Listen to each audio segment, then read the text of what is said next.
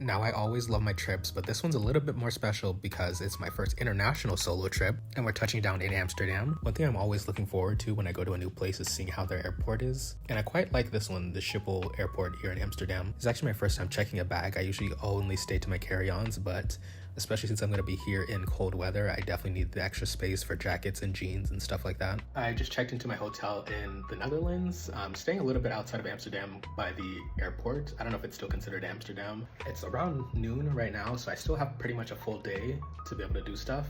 I'm gonna change, freshen up, and then head over to like the city center and get started, try to get some food, see what else I can do there for today, and have a good time.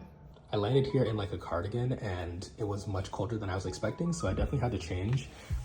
So yeah, changing to something warmer, this puffer that I brought. I'm always looking for a place that has good public transportation because I love not driving and I love not having to pay for taxis or Ubers. So I'm definitely taking advantage of the public transportation here. So I took the bus into more of the city center area. It is quite overcast while I'm here, and actually it was a little bit snowing. It's kind of that weird in-between temperature where it looks like it's snowing, but as it touches the ground, it instantly melts. So you can't really tell if it's snow or rain. But man, the city is really nice, especially with the canals and getting to see that in person. I stopped into this cafe to get something to eat. I didn't get much sleep on the plane, so I definitely needed a coffee pick me up for the rest of the day. And I got a nice chicken ciabatta sandwich as well. Thankfully, the sun decided to come out a little bit for today, and it was actually around sunset time. Most of this trip was just going to be off of vibes, but one thing I did pre-plan was going to the Anne Frank house. I got a ticket for that, partly because I really wanted to go to it, and also because it's one of those things you have to book weeks in advance. I booked the version of the ticket that had the introductory program because I wanted a bit more of the information and to hear it coming from someone, but you can just do the self-guided audio tour. I found this version really nice, getting to actually listen to someone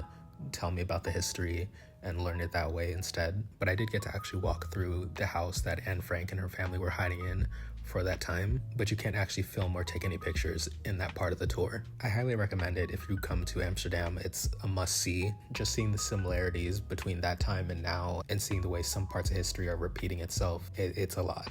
I was heading off to a reservation that I had at a restaurant close by. I actually found this restaurant while looking through the Michelin guide for like Michelin rated restaurants in Amsterdam. It's kind of like a modern Mediterranean style place, I think. And I decided to just go with the chef's menu. It's 3 courses, starting off with this that was essentially like an emulsion of cod and potato in a spread type of thing with carrots and a dill buttermilk sauce. The main was haddock and the fish was super nice on a bed of saffron risotto. The dessert was basically this cake that was soaked in rum, and it had the nicest whipped cream on it too. It was super fresh. And that's how I'm closing out day 1 in Amsterdam, just heading back to my hotel and finishing out the night there.